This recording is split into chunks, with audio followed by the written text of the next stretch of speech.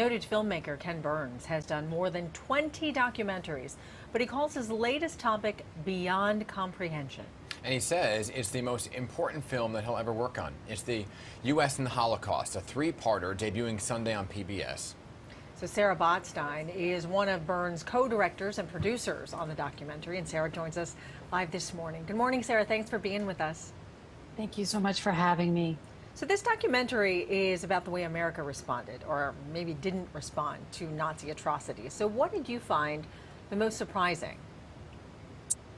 Well, we decided to make the film in 2015, and that was 7 years ago. So the history of not just politics in America, but overseas has changed quite a bit while making the film. And for me, we all have spent a lot of the last few days talking about the central thesis of the film is to try to understand what Americans knew, when they knew it, what they did about it, how the country responded as news unfolded, both of the rise of Hitler and Nazism in Germany and then the beginnings of the Second World War, but also the humanitarian crisis facing the Jews. And for me personally, the thing that was most surprising is how much we knew about it, how much news reporting was coming in even as early as 1933. But then in 1945, once Americans had been the great victors of the Second World War, everybody had seen the footage, the photographs, the newsreels, the news reports, the first-person testimonies of what had happened.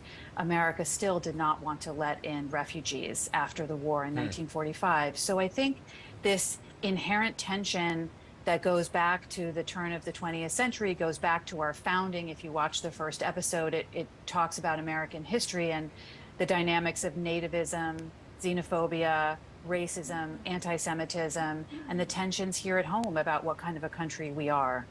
So it wasn't until the war then, right, that late 1943, around there, that there was a protest in Washington. Let's take a look at a little clip as 400 rabbis went to the U.S. Capitol. For fear of encouraging anti-Semitism, FDR's chief speechwriter, Sam Rosenman, and most of the handful of Jewish members of Congress had opposed their coming. The rabbis sang the Star-Spangled Banner, recited the Kaddish, the Jewish prayer for the dead, and met with Vice President Henry A. Wallace. Several senators and congressmen introduced a resolution calling for a new commission tasked with somehow saving the surviving Jewish people of Europe. Now, President Roosevelt refused to meet with them. So what was the reasoning behind that and refusing to meet?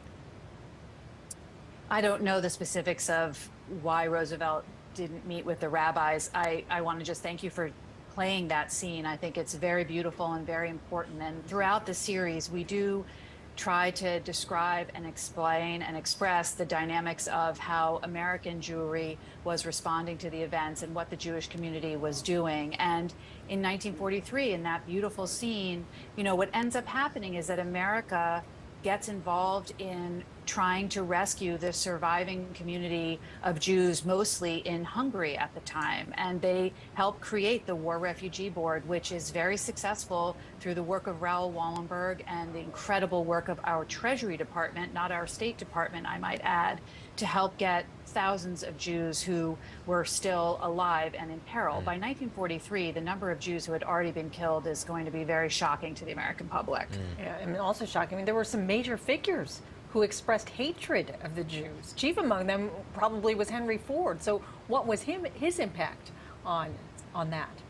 Well, I think people like Henry Ford and Charles Lindbergh, in our first episode, we go into depth about both of them. And I think it will be surprising again for American audiences who think anti-Semitism, I actually don't know what most Americans think, but when they see the film, they'll see that in the ways that we have been a deeply racist and nativist country, we have been a very deeply anti-Semitic country for a very, very long time. And we're seeing that now in ways that, even back in 2015, we weren't seeing before Charlottesville, before Pittsburgh, before Buffalo, before the acts of anti-Semitic hatred and violence that are perpetrated in our country and around the world every day. What do you think now as migrants are arriving into the country and we're seeing what's playing out from Texas to New York and other cities?